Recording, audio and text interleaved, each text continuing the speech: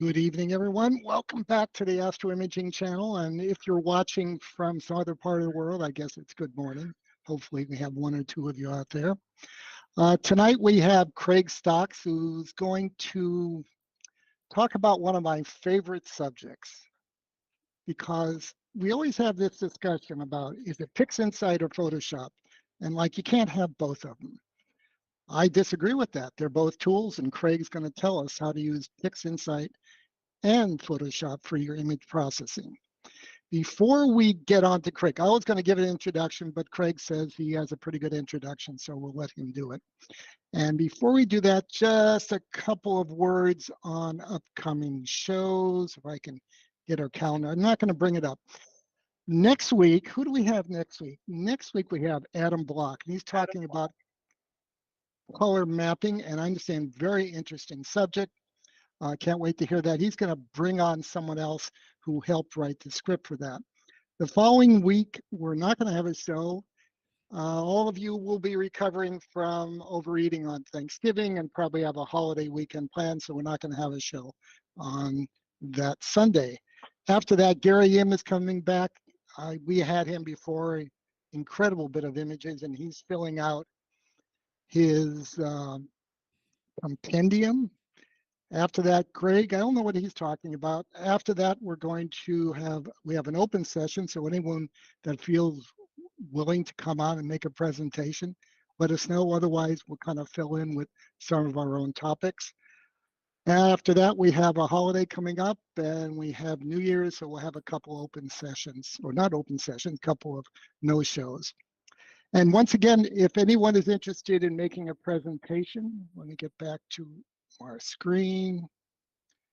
Please just fill out on the astroimagingchannel.org site, fill out, tell us what you'd like to present on. Someone will get a hold of you and we'll schedule you on the show.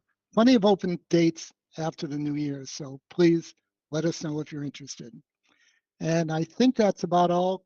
Craig, you want to tell us about using PixInsight and Photoshop? I can do that. Let me bring up my screen here.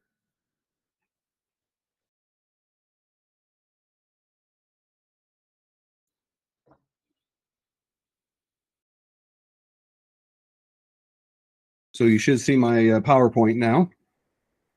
Looks good. Okay. So I will jump in. Just stop me if there's any questions or if there's any problems.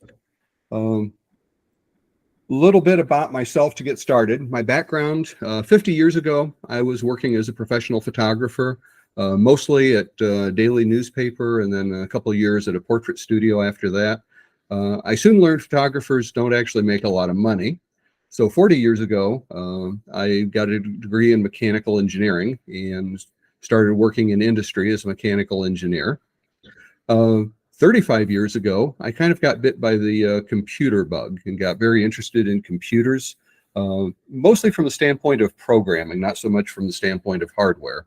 But have just always found them fascinating, that you could take this lump of electronic nothing and have it do things for you. That kind of led me 30 years ago to getting back into digital photography. So I really began digital imaging in the mid-1990s. And 15 years ago, I retired from my mechanical engineering work and really started focusing more on fine art photography. So at this point, you can probably surmise a few things about me. First being that I must be pretty old, because those are some pretty large numbers. Secondly, that as an engineer, I must enjoy problem solving. I must be comfortable with computers and computer processes, and therefore Photoshop probably is something that's pretty familiar to me. And lastly, I tend to approach photography as a fine art, meaning that I'm more motivated by the aesthetics of it than the science of it.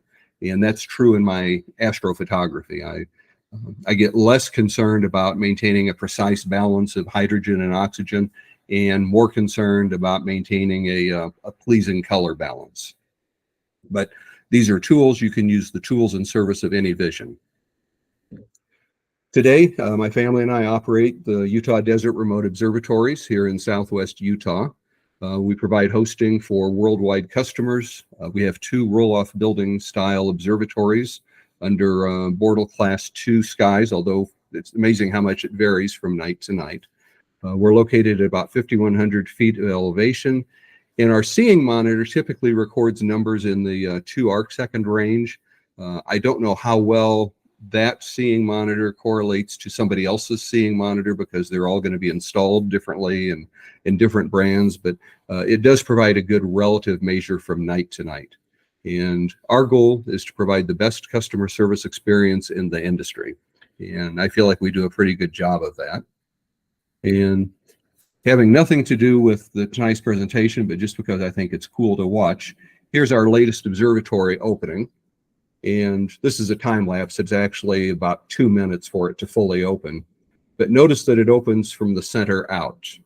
And that's a design I haven't seen before, but what that does is give us low horizons 360 degrees around. So for more information on the observatory or post-processing, I do have quite a few tutorials on our YouTube channel. Just look up Utah Desert Remote Observatories, and you can find a variety of post-processing information, mostly focused on Photoshop, because that's what I tend to do that's different, I think, from what most other people do.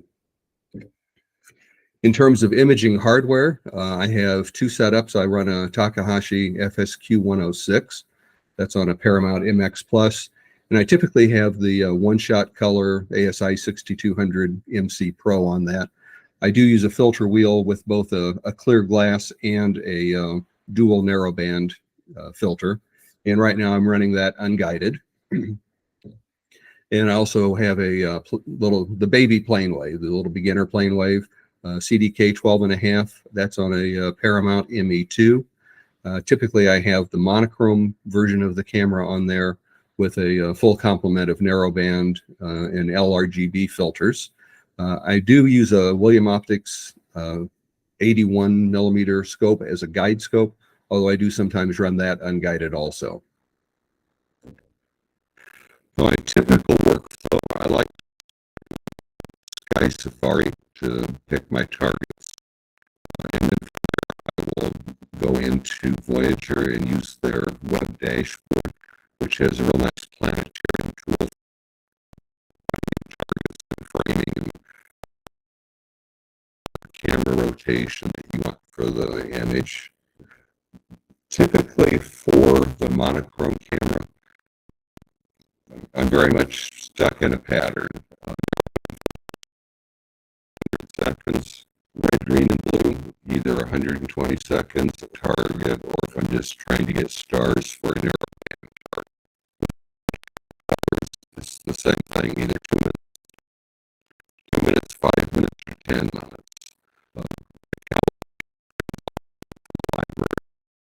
Flats, and I will just flats for months regardless of systems have proven to be symmetrical enough that that doesn't cause me a problem.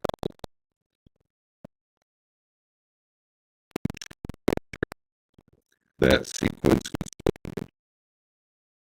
and Voyager then is kind of the ringleader for the night. It manages start up and shut down. It controls the flow from sequence to sequence using the SkyX64 for mount control and PHD2 for auto guiding. And then I have just a shared Dropbox folder. So as images are created, they're saved in a shared folder. They transfer to my computer at home, ready for processing. So my workflow is pretty straightforward. Watch the weather, configure Voyager script sometime during the day, launch the programs sometime usually before the observatory opens for the night, go to bed, get up, and then copy the images from that shared Dropbox folder into a permanent folder and start processing. My processing workflow is really what we're here to talk about. Generally, I stack my lights and calibration frames and everything in PixInsight because that is really the right tool for Astro processing, in my opinion. I will typically combine red, green, and blue into an RGB image so that I can use the PixInsight tools like spectrophotometric color calibration to get the best color balance for the stars. I'll then work with the individual narrowband files. And generally, I'll stretch both the RGB and the individual narrowband with a modified screen transfer function. So I'm not trying to get a perfect stretch. I'm just trying to get something good enough to work with in Photoshop. And that's usually pretty straightforward with a simple screen transfer function. Usually I'll darken the darks a little bit from the default. Run them through the Russ Cromans tools with the noise exterminator, star exterminator, and blur exterminator. And then ultimately those get saved as a 16-bit TIFF. And that's what gets loaded into Photoshop. And that's really the piece we're here to talk about, is how I combine, color map, and then tune the images in Photoshop. When I'm done working on the image in Photoshop, it gets saved as a Photoshop large format document. That's a .psb file extension. And the beauty of that is it saves all the layers and adjustment layers and controls everything intact, just the way you're looking at it. So I can come back a day, a week, a month, a year later, and everything is still there just the way I left it. And then I will finally load that file into Lightroom, and that's where I do my final crop, any final color tweaking, contrast, brightness, and then export it there as a JPEG if I want to share it on Facebook, share it, open it as a PSD if I want to make a print.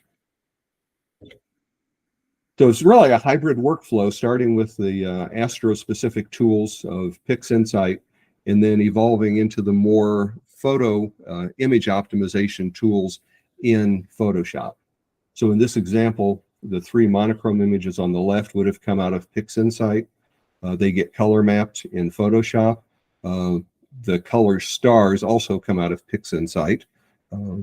This is the 3 files combined into a color image, and then add the stars and refine it, crop it, and finish it in Lightroom. So, like I said, PixInsight is great for the astrophotography stuff. It works really great for data review, image calibration, integration, RGBs, all these things that we've talked about.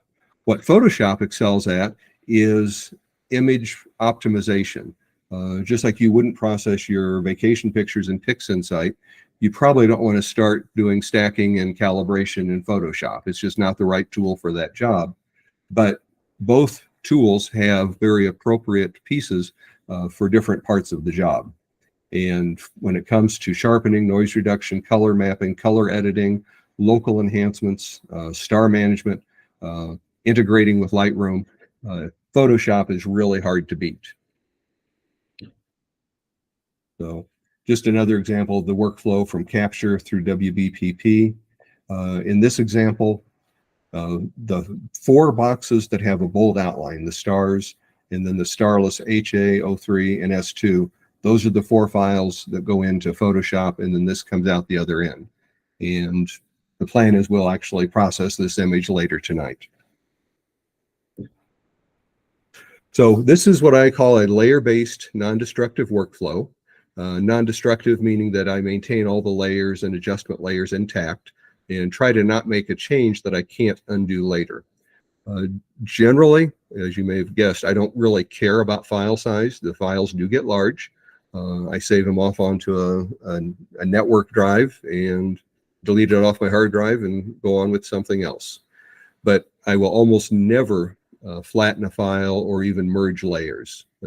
Because once you do that, you can't undo it. And I find I work very iteratively. I never work in a straight line from start to finish. It's always a very jagged path.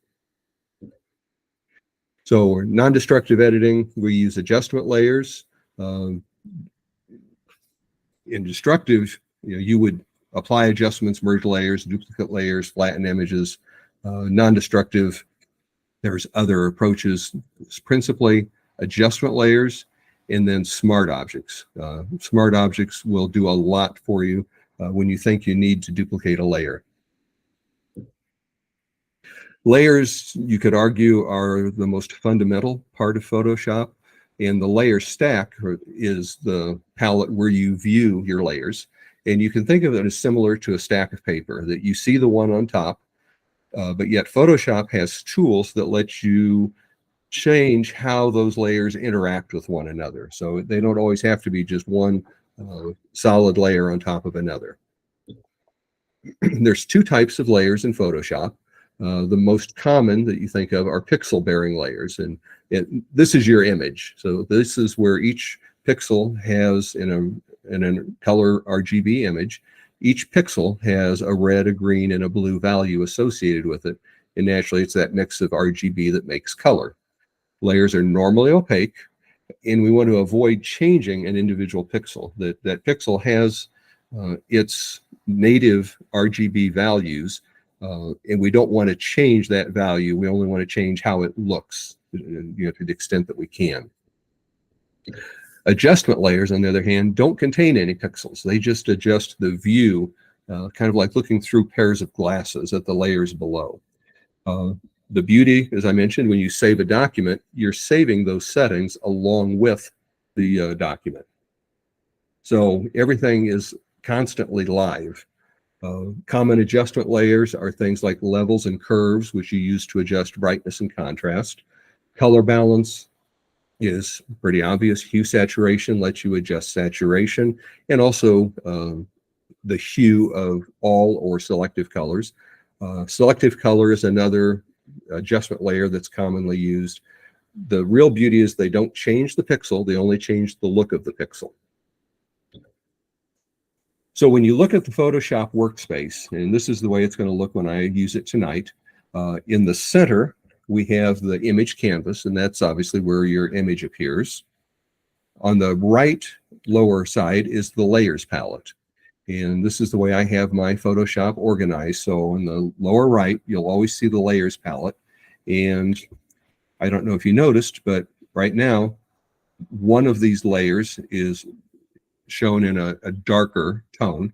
That's the one that's currently selected. And you can tell by the little icon here that what's currently selected is a levels adjustment layer.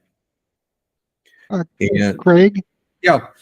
It's some of that type is pretty small and it's difficult to view. If you really want us to see what's on a particular layer or the type, you can use the magnifying glass. But we've got some zoomed in views later. This is really more about the overall layout of the fine. Photoshop. At the top is the properties panel. And what the properties panel shows you is the properties of whatever layer is currently selected. So if the currently selected layer is a levels adjustment, then what shows in the properties panel are the settings for that levels adjustment. Levels adjustment would be somewhat like a histogram transformation in PixInsight. In the middle is the adjustments palette. And the reason I have that in the middle is because you can simply click on the icon for the type of adjustment layer you want to add, and Photoshop will add it for you. By default, it will put it right above the currently selected layer. So that's just a very quick way to add adjustment layers as you're working. On the left is the tools palette. Tools like the paintbrush, the type tool, the move tool show up over there. Most of the time I will access those with a keyboard shortcut because there's just 2 or 3 tools that I use frequently, and it's easier just to tap, for instance, the B key rather than to go find the brush tool. And then on the right, you can have an assortment of collapsed palettes that are stored in this palettes area, and then they can, when you choose them, they will open out to the left where you can see the information within that, for instance, the information info palette or the history palette, and then collapse it back down to an icon. And you get to all of this through the workspaces tool at the top right. And the arrangement that we're looking at here is based on the essentials workspace. So if you go to the workspace tool at the top, select the essentials workspace, and then it'll be similar to this, but not exactly this. You can move the tabs around, drag and drop them in position, and create the workspace that works perfectly for you, and then save that workspace with your own name so you can get back to it whenever you want. So I mentioned adjustment layers. Adjustment layers are kind of a critical piece. And we also have layer groups. I haven't talked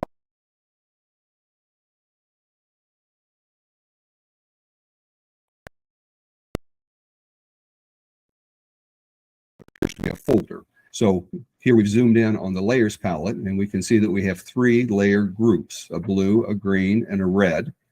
And within each layer group, there is, in this case, just 1 layer. And you can select a layer group just like you would select a layer and do many of the same operations on a layer group that you would do on a layer. So here we have layer groups, and we have a levels adjustment layer within each one of those layer groups. So here's the blue adjustment layer, or blue layer group. There's a levels adjustment layer, and then the pixel bearing layer that has the data captured with the blue filter in this case. And you'll see this is the way I typically organize my work, so that you have a layer group that has that filter or that element on the bottom, and then adjustment layers above it. And adjustment layers only work on things that are below them. So in this case, this levels adjustment layer is going to affect this layer. And it's not always true, but for the way I have most of my work organized, what happens in the group stays in the group. So, in this case, this levels adjustment is only going to affect this blue layer. You'll also see me using blending modes. There's more than this, but the common ones are, first, the default is normal. When you create a new layer, by default, it's going to be in normal blending mode. Or if it's a layer group, it'll be in pass-through blending mode. And that's just kind of the default opaque layer blending mode. Screen blending mode is the default blending mode that you would use for adding stars back to an image. Basically, light areas lighten whatever's below, and black has no effect. So anything that's light in the screen layer is going to brighten what's below, proportional to how bright it is in that screen layer. So that's why stars on a black background, the black background disappears and all you see is stars. Lighten blending mode is like screen, but less aggressive. It's a little bit less assertive. It lightens what's below, but only where this layer is lighter than what's below. If what's below is already light, then it has minimal effect. And darker areas have no effect. So they don't have to be completely black, they just have to be darker. Color, somewhat obvious, color blending mode. This layer only affects the color of what's below. Likewise, luminosity only affects the luminosity of what's below. This last one is very useful. Soft light blending mode is used for local brightening and darkening, or in darkroom terms, burning and dodging. And in soft light blending mode, medium gray has no effect. So if it's gray, it has no effect. If it's lighter than gray, it lightens what's below. If it's darker than gray, it darkens what's below. And I mentioned a couple of keyboard shortcuts. Control G will group the selected layer or layers into a group. And because we use layer groups a lot, that gets used. B for the brush tool. And once you have the brush tool active, if you tap D, that will select the default black and white foreground background colors. X will swap between foreground and background. The left and right bracket keys will make the brush bigger and smaller. And then a number key will select the opacity of the brush. So for instance, tapping the 1 key will select 10%, 2, 20%, 0, 100%. You'll see me use scripts. This is under the File menu. Scripts, load files into stack.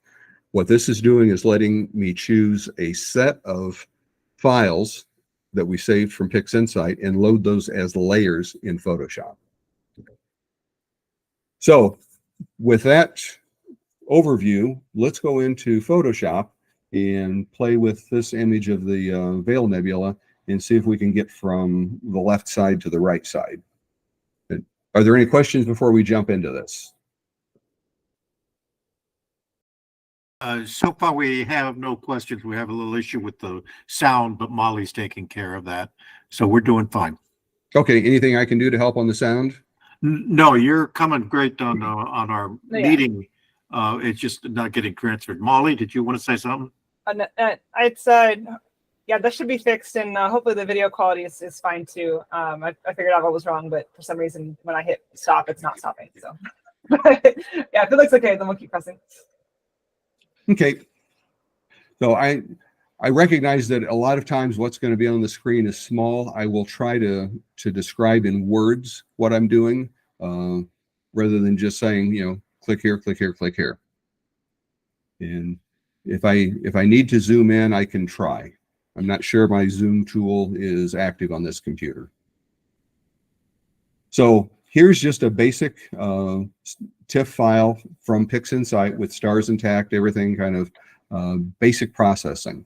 So if we want to add an adjustment layer to, let's say, make this darker, I would go to my adjustments palette, find the icon that says levels.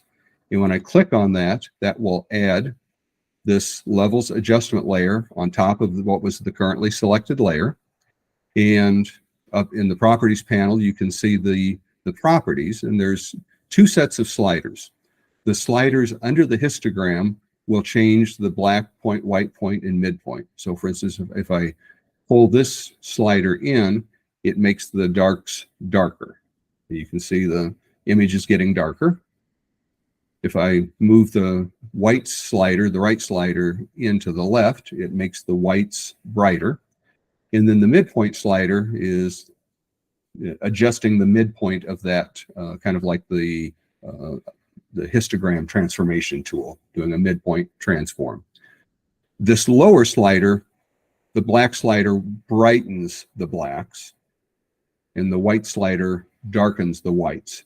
Typically, you don't use the lower slider, you only use the upper one to brighten and darken areas.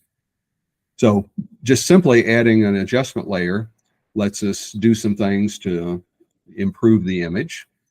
And we might want to put this into a layer group to be well organized. I can't do that right now. If I select these and press Control G, it won't do anything. And that's because this background layer is currently locked. And you can tell that by the lock over here on the right-hand side, and the word background is in italics. To fix that, all I have to do is click on the lock, and that will unlock it. Now I can put this into a layer group and label this RGB just by double-clicking on the layer name. I have a disclosure triangle where I can open and close that layer group. I can turn the layer group off and on if I want to, but that's kind of the basic starting point of working with an image in Photoshop. Let's move beyond just the trivial. And for this, we're going to go to File, Scripts, Load Files into Stack, and it always opens on my other monitor. You're presented with this Load Layers dialog box, and from here we will browse to find the layers that we want to open. And what we want to open is example number 2. And we just select both layers. This is the stars and then a starless layer of that same image. Click OK. That selects those two files. Click OK again. And now those two files get loaded. So now we have 2 layers in Photoshop with the stars on top and then the starless layer underneath. So in order to keep organized, I'm going to put each one of these into a group. So we'll start at the top, Control G, change the name to stars. And I mentioned earlier that the default for adding stars is screen blending mode, where it says pass through right above the layers. That's a drop down, and just come about 1/3 of the way down and choose screen. And now we can see the stars on top of what's below. We can turn those stars off and on if we want. We can also add a levels adjustment layer. And if we make the stars darker, that in effect makes the stars smaller. And you can just work with this slider to taste to adjust the stars for the amount of prominence you want in the image.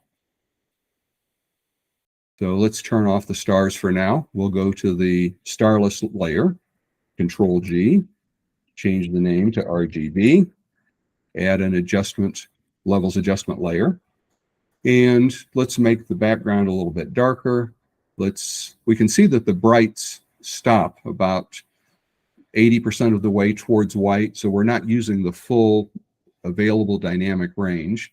So we can increase the snap of this image just by bringing this white slider over so that we're getting closer to using the full range from black to white.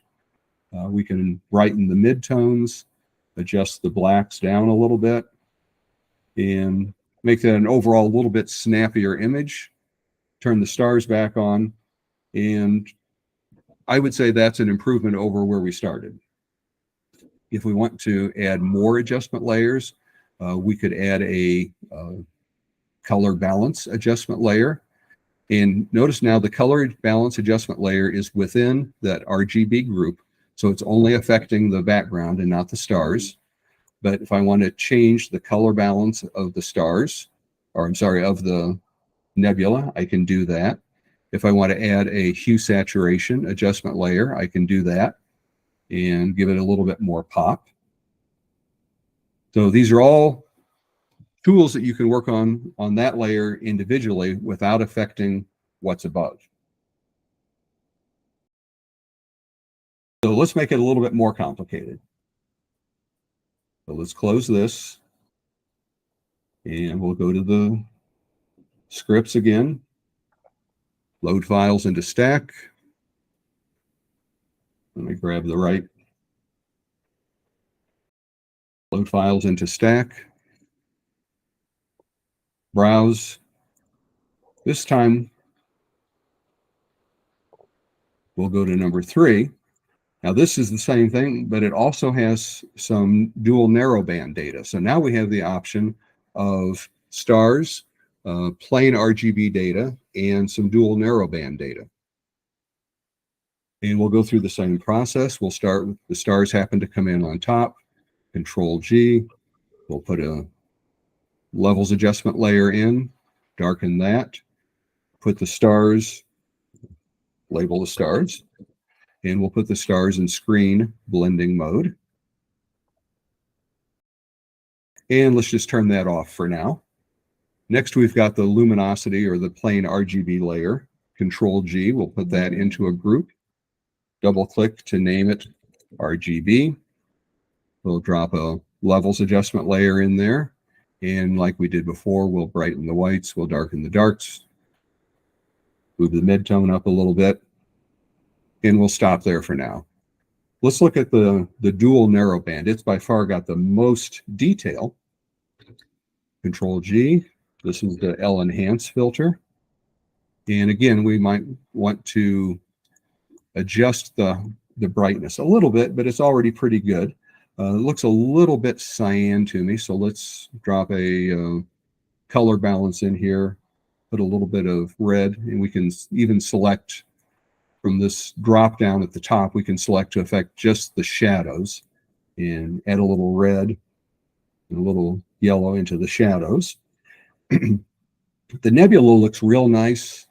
The stars add very nicely to it, but if you remember the RGB layer, we had all this beautiful dust going on over here, especially to the lower left and some to the right. And that doesn't show up at all in the dual narrowband, as I guess you would expect.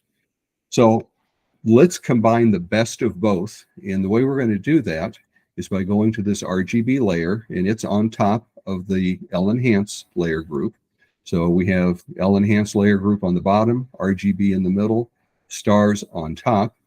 And we're just going to change the blending mode of the RGB layer from pass through, which if you remember is opaque, to lighten.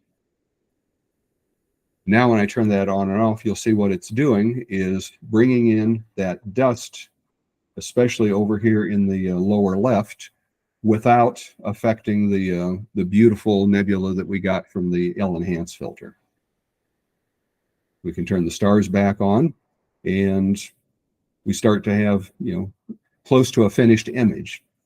Now, you might notice on the L-enhance, there's quite a filter reflection on the bright star here on the western veil. If we turn off the stars and the RGB layer, we can see for sure, yep, that's in the L-enhance. So a tool that will work real well for eliminating this under the retouching tools is the remove tool. Now, this is fairly new in the last year. If I go to the layer that I want to affect, and I'm going to do this destructively because I find it's rare that I want to put a defect back into an image. But I could do this on a separate layer. But I'll just position the tool over the defect I want to remove, click, and it matches the pattern and eliminates it. And in this case, yeah, it was making up data. That's kind of a no-no. But we're also using the RGB data to add back in, and ultimately the stars overlay that. So once the stars and the RGB layers turn back on, the piece that we took out is pretty insignificant.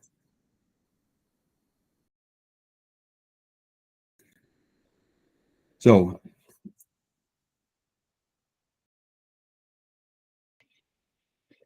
any questions here? No, we're okay on questions. Just go ahead and continue. Okay. A couple other things you might want to do, and these are generic to the process. I mentioned sharpening. What if we want to sharpen just the nebula? Well, here's just the nebula. This is the L-enhance version. If I sharpen this with the sharpening tools, that's a destructive process. But remember, I mentioned smart objects. What a smart object does is let you apply filters non-destructively.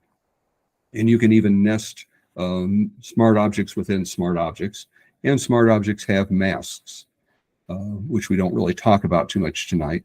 But the easiest way to do that is if I right-click on the right side of the layer name, and this could be a single layer or a group of layers, and choose Convert to Smart Object.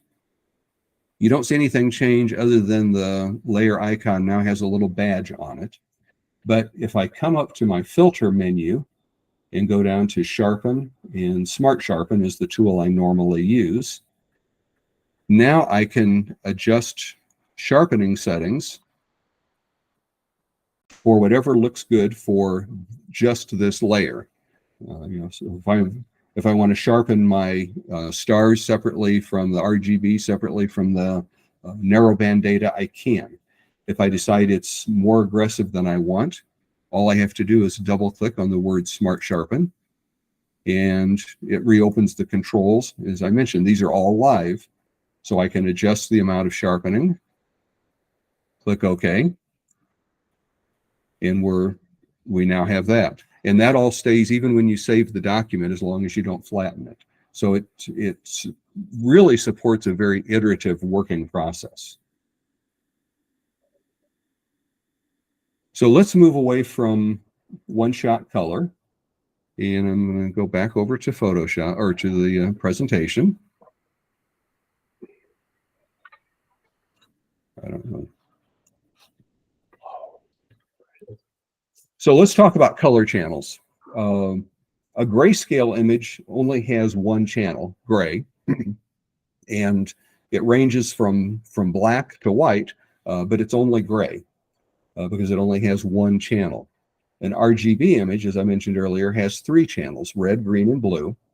And every pixel of every layer contains all three of the red, green, and blue channels. So every pixel of every layer has a red, green, and blue value. In any time red equals green equals blue, the result is neutral or no color. So 0, 0, 0 is black, all 255 or whatever maximum number you're using is white. And anything in between, as long as they're equal, is going to be some form of gray. So an RGB monochrome image has equal red, green, and blue values throughout. It looks black and white, but it's actually a color image. So you control that by visiting the image mode menu, and under image mode, we can see that in this case, this is a 16 bits per channel grayscale image, and we would change it to RGB by just simply clicking on RGB color. So if you have data that was taken through a red filter, some through a green filter, some through a blue filter, and you load those 3 files into Photoshop and convert it to an RGB image, it looks monochrome, but in fact, each one of those layers has red, green, and blue built into it. So what if we could simply turn off the channels that we don't want?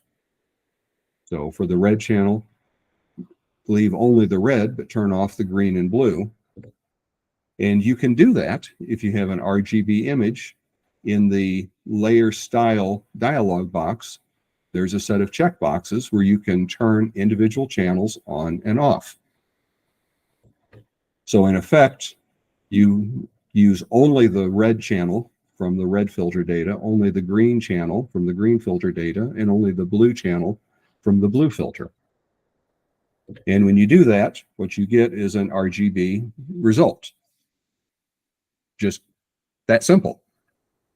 And it's worth noting that in this situation where we have just one active channel per layer, and this example where we leave the unused channels turned on, the result is exactly the same because you only see what you see when looking from the top. So we only see this blue. We don't see this one or this one. Same way we only see the green from the green filter. We don't see the one below. And the reason for doing that is because this technique really opens the door for more sophisticated color mapping with narrowband data. And then when you're working in Photoshop, that also lets you leverage Photoshop's image management tools and image editing tools to go from that to this very easily. So let's pop back over to Photoshop. And I'm going to close this.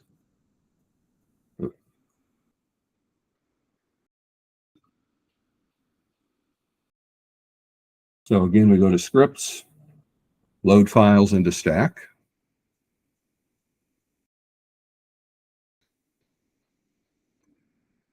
So let's just look very quickly at that Orion red, green, and blue, just to kind of demonstrate how it works.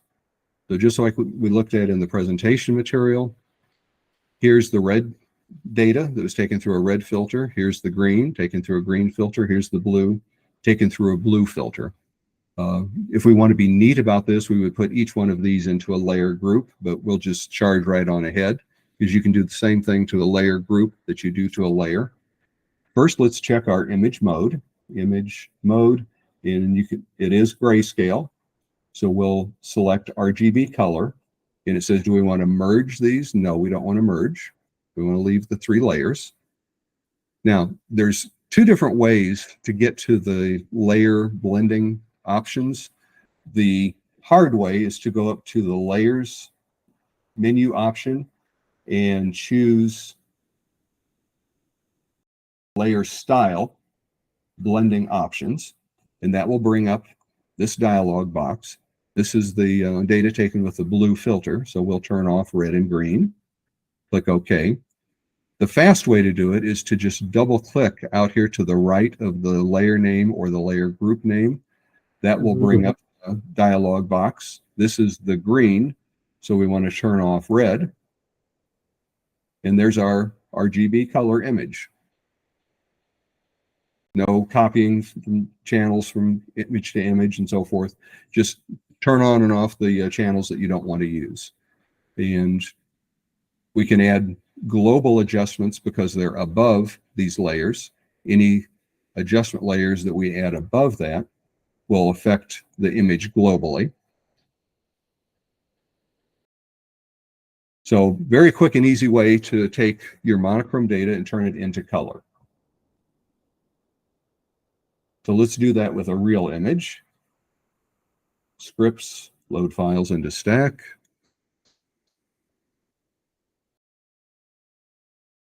Let's look at the veil in HOO. This is somewhat the same data we looked at before, only this is narrowband rather than broadband. So again, we'll start with some housekeeping, Control G. Now this is our hydrogen. Add a levels adjustment layer, and then I'm just going to close that group for the time being. Do the same thing with oxygen. Double click, label that oxygen, add a levels adjustment to tweak its brightness. Here's our RGB that has the dust. Again, we'll add levels. And then lastly, our stars, put them in a group. We'll change this to screen blending mode. We'll add levels, minimize the stars. And we know we want the stars to live up at the very top of the layer stack. So we'll just drag it up to the top. So I generally put my hydrogen below my oxygen, although there's no real reason that you have to do that. If you want to move a layer or a layer group, you can just click and drag. So now we have hydrogen, then oxygen, then our stars. To make this an HOO image, I can just double click on our oxygen. We want oxygen to be just green and blue, so I turn off the red, and there's an HOO image. If I want to adjust the intensity of the oxygen, I can come to its levels adjustment and individually work on the dark, midpoint, or white sliders. If we want to put the RGB data back in to get that dust, we can do the same thing. Put it above the narrowband data, below the stars, put that in lighten blending mode. And if we need to, we can adjust the brightness of that so the dust shows through over here. And that easily we can produce an HOO image with RGB data and RGB stars with complete control over every piece of it. The last thing you might want to do is the green might look a little too green to you in the oxygen. So if we go into our oxygen group, I'm going to add a curves layer, and we haven't used curves yet, but curves is like layers on steroids. And I'm going to do two things here. First, I want to use this to affect just color. So I'm going to change it from normal blending mode to color blending mode. Then I'm going to target just the green curve through this drop down. And if I grab the right-hand side of the curve and drag it down, I'm taking green out of that cyan mix, and that will tend to make it a little bit more blue and less green. So you can fine-tune an individual color that way. So let's move on to a true narrowband example. So load files into stack. And this time we're going to go to a traditional SHO image. Incidentally, I didn't check the image mode to confirm that it was an RGB, and I don't have to on this one because one of the layers I'm loading is a color layer that automatically forces this whole document into the RGB image mode. So there's the stars. We'll just drag it to the top, put it in a group, label it stars.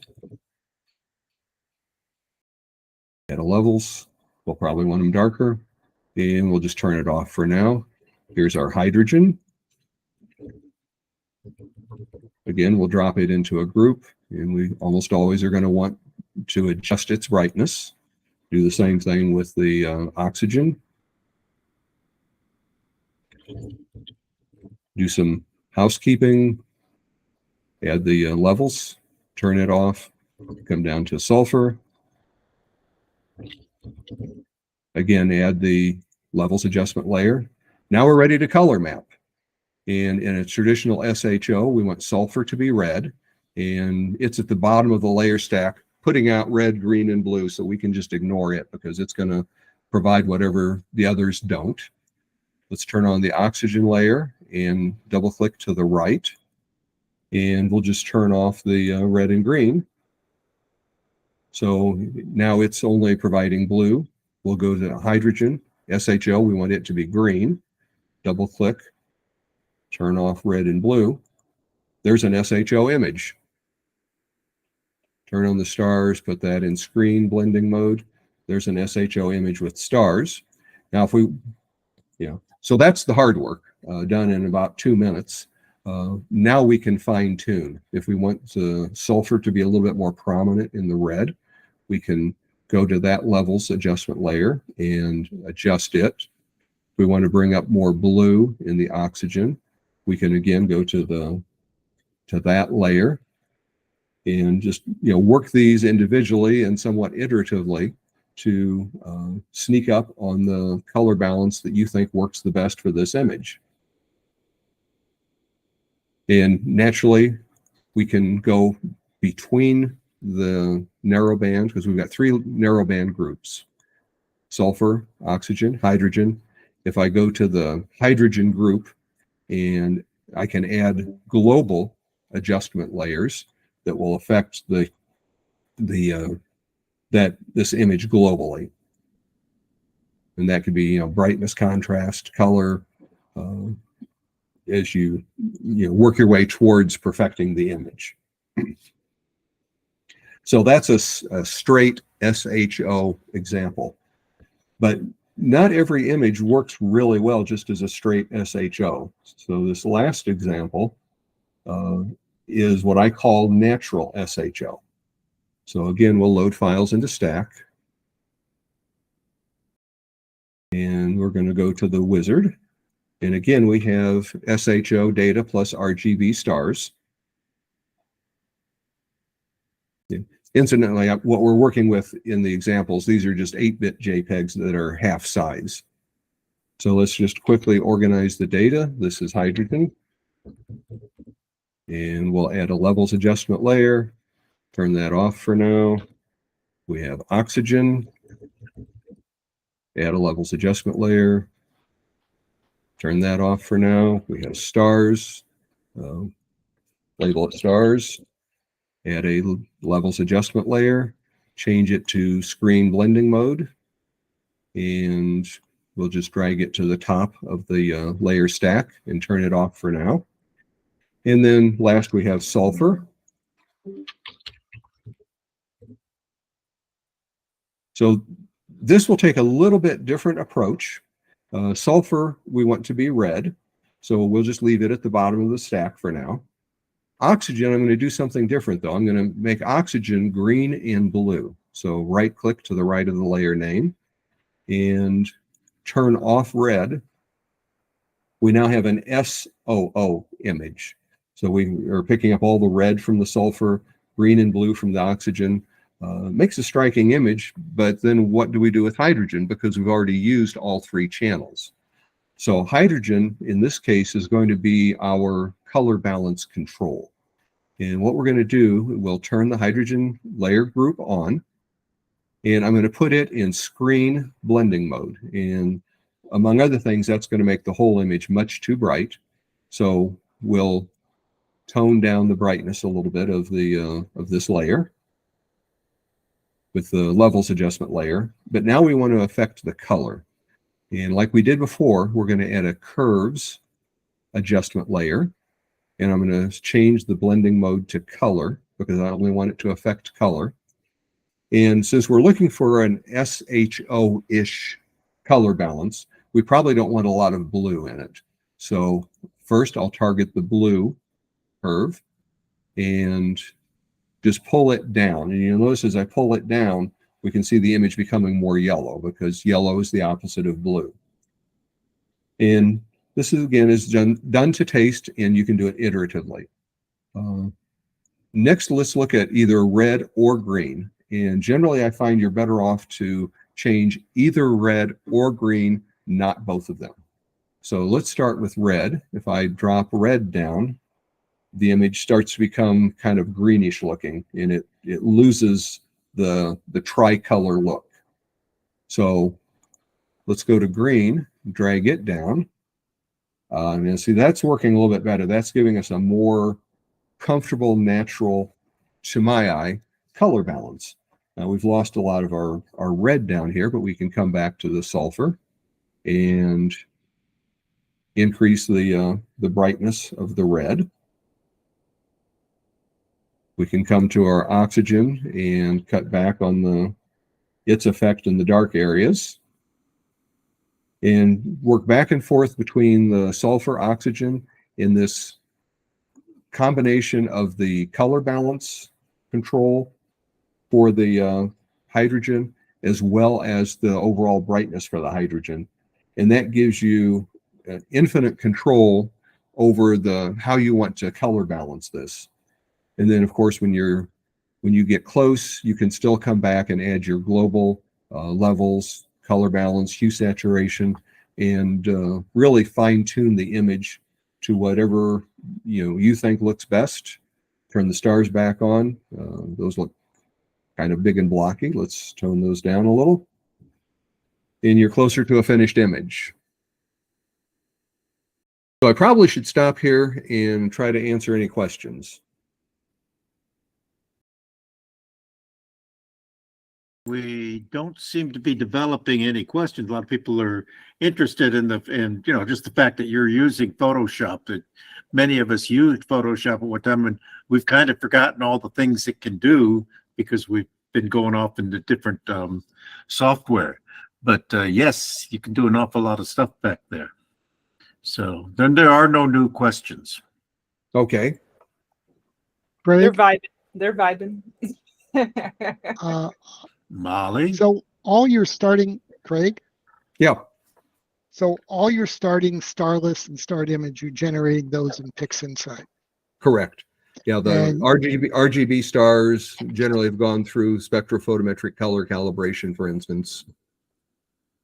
And then you use the star Exterminator to, and then generate a star image, and that's the image that you bring over. yes. And then you're generating a starless image with the blur exterminator. Yep, And blur then- exterminator. Yeah, blur exterminator. Generally, I run blur exterminator, stretch the image, and then run noise exterminator and star exterminator. Okay, in Photoshop, do you ever work on portions of an image rather than the whole image like you showed here? Obviously, you don't have the time here, but what kind of adjustments might you do, say, to this image? To start with, I would sharpen each one of the layers by converting it to a smart object and then sharpening it. I would probably split the stars into 2 layers. A lot of times you find situations, it's not so much in this image, but maybe a little bit down here, where the background just kind of drifts off into just noise. There's nothing interesting there, but it's just noise and gunk. And I tend to believe that something blank looks better than noise. So one of the techniques I will use on almost every image, and this is kind of the standard layer stack that you're looking at here. I'll have sulfur, oxygen, hydrogen, global adjustments, and then right above this last global adjustment and below the stars. And to get to this, you have to go down to this little yin-yang symbol at the bottom to add a solid color adjustment layer. And I will add one at 19, 19, 19, red, green, and blue. And a shortcut way to do that, when this dialog box opens, by default, the hexadecimal field is selected. And the hexadecimal equivalent for 19, 19, 19 is 13, 13, 13. So you just type 13, 13, 13, and there it is. Click OK. Now put this in lighten blending mode. What that does is that creates a floor of RGB 19, 19, 19, that nothing in this image is going to be darker than that. So for instance, if I if I grab the global levels adjustment and darken the blacks, you'll eventually see things start to turn what looks like black, but they're not really black. They're this 19-19-19. You know, that's pure black. That's with it lifting it up and providing that smooth transition into very dark gray.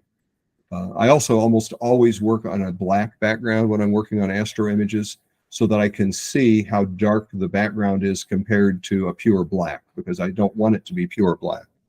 And you can do that by simply right-clicking, and you can choose your default background color, a custom, which I have set to white, black, dark gray, and so forth. Craig, at one point you referred to you were using some JPEG images. Yeah, these are for Go ahead. the examples. For the examples tonight, I'm using 8-bit JPEGs just because, and half size, just because I didn't want to risk the computer getting bogged down while I was streaming. But I wanted to make, well, I think we should make the point that normally you'd be using the big TIFFs. Normally, I'd be using 16-bit TIFFs.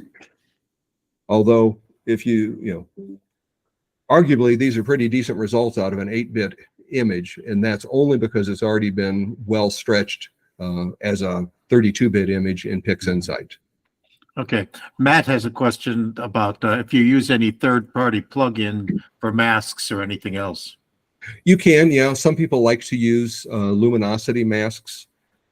There's a variety of tools for those. I tend to do masks the old-fashioned way, either painting the mask or creating a mask from the image. But yeah, you can use any of the third-party tools. Okay, don't forget, folks, you can ask your questions over there, and we're probably getting towards the end. So if you got something you want to ask Craig of, you just go ahead and get it in there.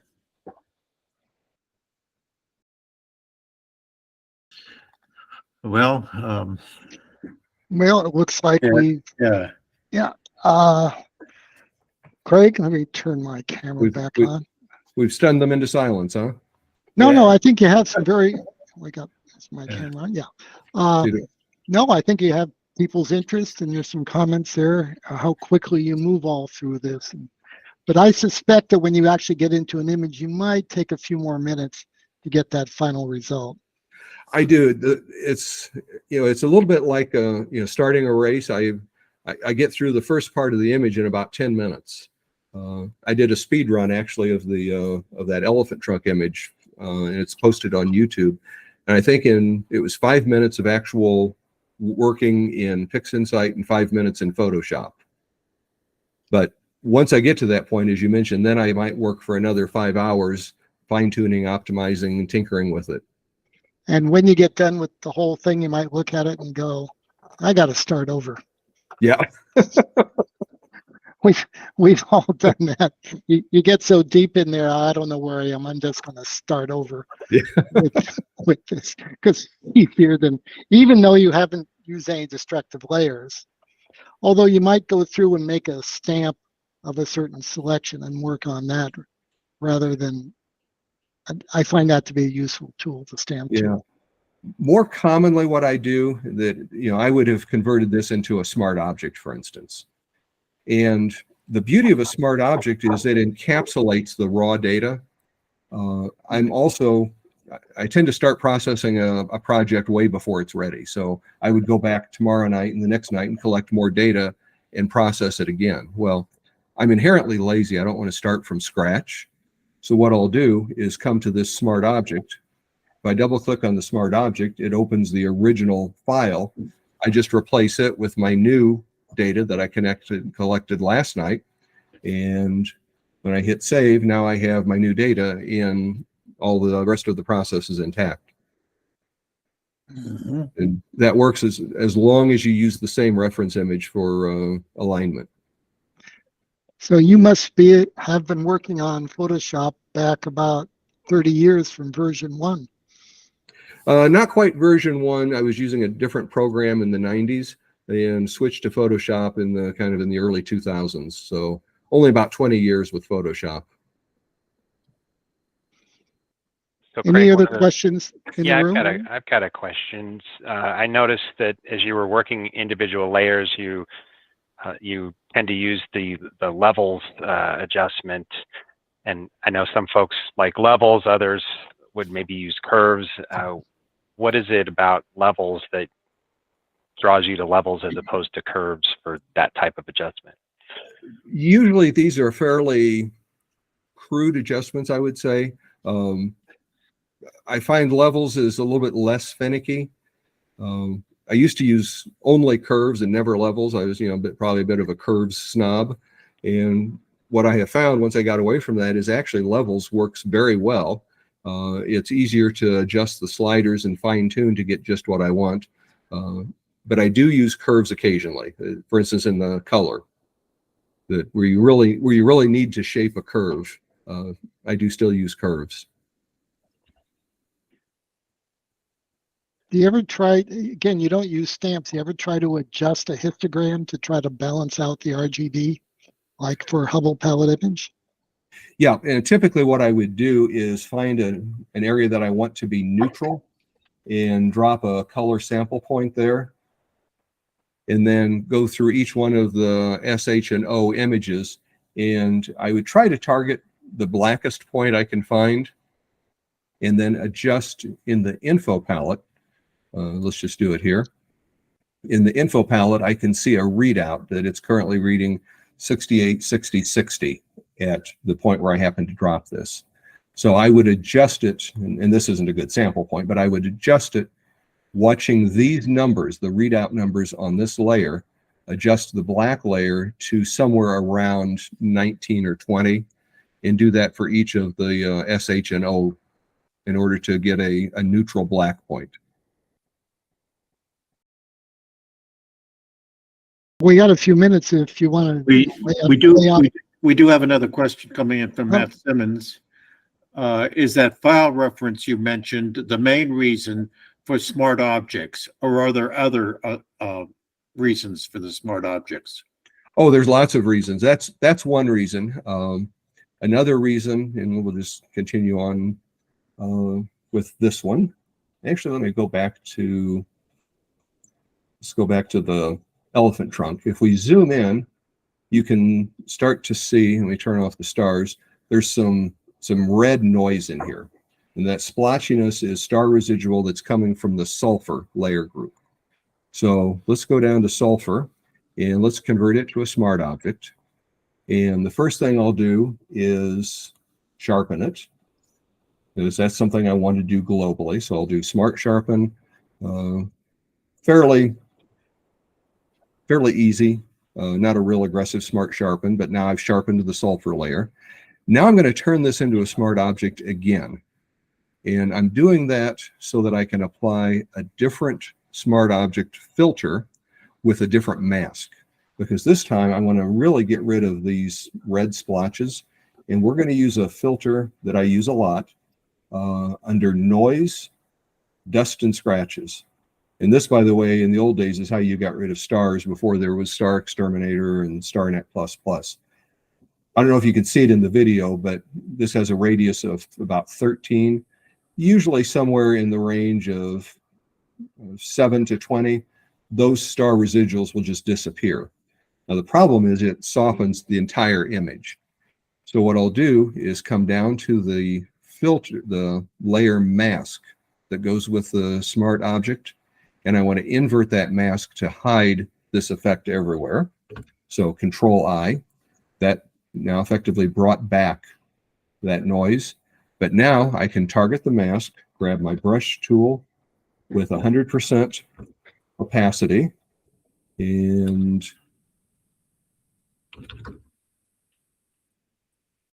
anywhere I paint with white now, I am painting in that dust and scratches filter. And for the most part, that noise shows up in places where there's not detail. If there is detail, then I just go to a smaller brush and focus just where that noise is really showing up. And we'll just work with progressively smaller brushes. Now, if you really want to, do it the right way, I guess, dust and scratches is going to take out all of the image noise, and there really should be some here. So a more proper way to do this is to add another filter on top of dust and scratches.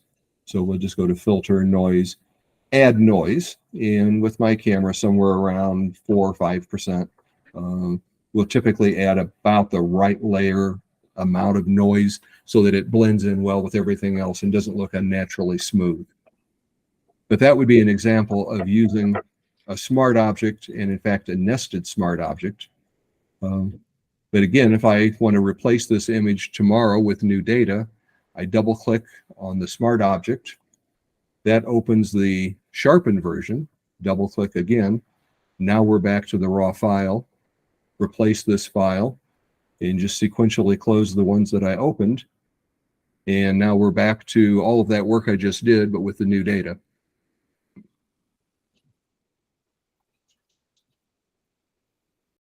And the reason those little kind of star pimples pop up is because you're taking the least intense filter sulfur and then you're stretching it after you move the stars. And no matter how well your star removal works, there's always a little bit left. And by stretching it out, they come out. Yeah, hydrogen almost always is the cleanest. It's usually a battle between sulfur and oxygen, depending on the target, which one's going to be the worst. But this is, again, this is, tends to be an example where a clean, smooth area I find preferable to a noisy area. So I don't have any qualms about smoothing things out to smooth out noise, as long as it doesn't trounce on detail. Craig? Yeah. Rodrigo would like to know, he'd like to hear anything, because it seems like he lost his audio, but he would like to know if you have a special workflow to deal with LRGB plus HA. I do. I don't have an example teed up, but I do have a video online on our YouTube channel that covers just that. But it's similar to what we did with the Veil Nebula, where we added the RGB in light and blending mode. Sometimes I will add the L as a luminance layer in the luminosity blending mode. Sometimes I may add the hydrogen, much the way we added it here, just in lighten or screen blending mode, and selecting just the red channel. But that example's on the YouTube channel. Okay, great. Thank you. Eric? I think we're all set. We've answered all their questions. Craig, thanks very much. As a fan of Photoshop, I really appreciate what you've done, and I think you've got a few people online are probably going to think a little bit more and perhaps incorporate Photoshop in their workflow along with PixInsight, which I think if you had to take a vote right now, PixInsight is probably the majority tool used, but I think Photoshop has a tremendous amount to offer. We shouldn't forget about Photoshop. And with that said, I think we're all done for the evening. Craig, you're welcome to hang out with us when we sign off. We have our little chit chat, and you can stop sharing, which I was just going to say. And who's ever in charge, Molly, if you're in charge, you can take us out. And to everyone out there, thanks for joining us. Please come. Is it the week after next week? We're not going to have a show the following week. I think Adam's coming on. They're a very interesting show. No, Adam's next week. Adam's next week. Is the week holiday. After. I never remember when Thanksgiving is. The latest calendar is on the website. Why do they always put Thanksgiving on a different day? I don't understand that. Anyway, thanks everyone. We'll see you Thank next you for having week. me. Have a good Thanksgiving. If you're not. Bye. Bye. Bye, everybody. Bye, everybody.